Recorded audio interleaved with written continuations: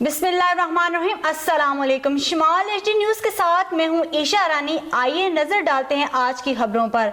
मीरनशाह में झड़प, 3 दहशतगर्द हलाक, 4 जख्मी। ISPR। दहशतगर्दों से लड़ते हुए सूबेदार असगर अली, 2 सिपाही नसीम खान और मोहम्मद जमान शहीद हो गए। मुमकिना दहशतगर्दों के खात्मे के लिए क्लियरनेस ऑपरेशन जारी। जवानों की कुर्बानियां अज़म को मजीद तकवीत दे। मुसल्लह अफवाज दहशतगर्दी के खात्मे के लिए पुरअज़म है। खैबर पख्तूनख्वा के मुख्तलिफ अजला में बारिश ने तबाही मचा दी। दीवारें, छतें और दरख्त गिरने से बच्चों समेत 25 अफराद जान बहक और 100 से ज़ाहिद जख्मी हो गए। बनू, सवात, मर्दान और हंगू समेत मूसलाधार बारिश। एबटाबाद में भी मानसेरा रोड कई जगह से तालाब का मंजर पेश करने लगा। सप्लाई बिलाल टाउन कॉम्प्लेक्स के एरिया में कमेटी और कंटोनमेंट के कामों की हकीकत खुल गई। पाक फौज बारिशों से तबाही वाले इलाकों में मदद के लिए पहुंच गई है। पंजाब में भी मूसलाधार बारिशों से निज़ाम में जिंदगी दरम बरम, 5 अफराद जान बहक और 15 अफराद जख्मी। बहरा अरब में बनने वाला तूफान शिद्दत इख्तियार कर गया। समुद्री तूफान कराची से सिर्फ 760 किलोमीटर दूरी पर है। बुध या जुमरात के रोज सिंध और मकरान के साहिलों से टकराएगा। तूफान के साथ 140 से 160 किलोमीटर फी घंटे की रफ्तार से हवा चलने का इम्कान। लहरों की ऊंचाई 30 से 40 फुट है। साहिली इलाकों में गरज चमक के साथ तेज बारिश का इम्कान।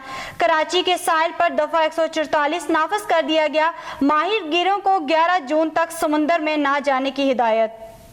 ओपोजिशन लीडर राजा रियाज ने कहा कि अक्टूबर में भी इंतखाबात होते नजर नहीं आ रहे। आईनी तौर पर हुकूमत के पास 6 माह तक तोसी देने की गुंजाइश है। इलेक्शन पर तोसी का मामला असम्बली में आया तो मैं हमायत करूंगा।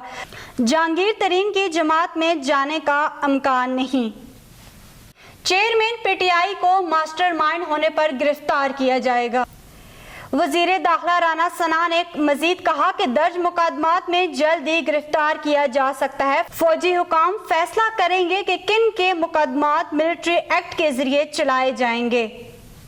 एशिया क्रिकेट का पाकिस्तान का हाइब्रिड मॉडल मंजूर हो गया।